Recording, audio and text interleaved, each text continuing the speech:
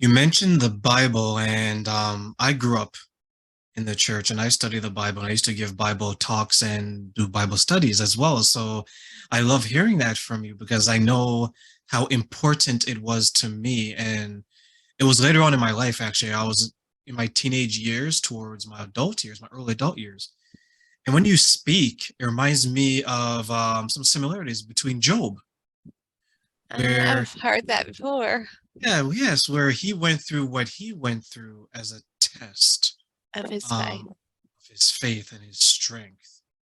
And when you share that now, and you mentioned you had those questions to yourself, but now you have to go through it and you have to find the strength to do it.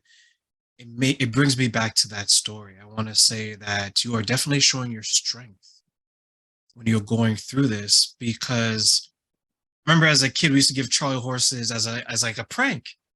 And when you describe what you went through, I remember the inability to use your legs, and then now you're going through it in your neck, your shoulders, and those areas. Now that you're about to enter year five, and you have this loving husband who's your support system, you have these beautiful children. What is something that you've learned about yourself as you go through this condition? What have I learned about myself? Um, I would say I believe that I took a lot of things for granted.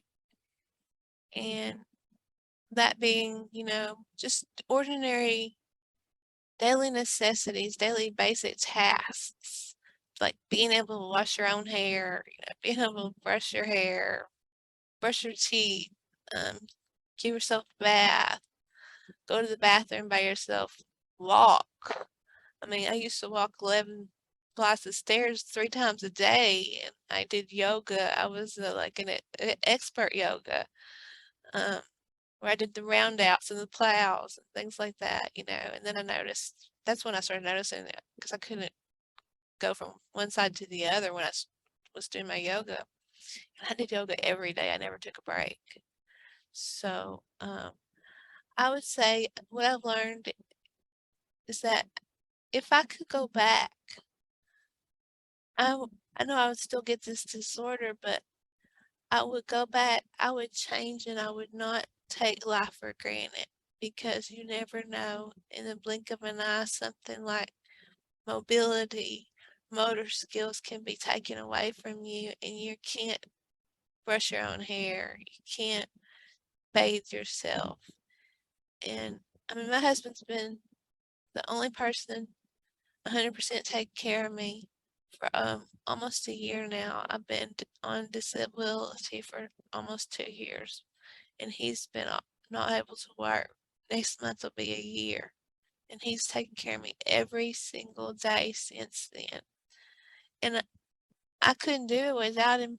And even so, there's times that, when I would hurt and stuff, I'd be like, I pray to God, just take me. I can't do this anymore. But I hear a voice and it tells me, yes, you can. You made it through everything that you did. You can make it through this too.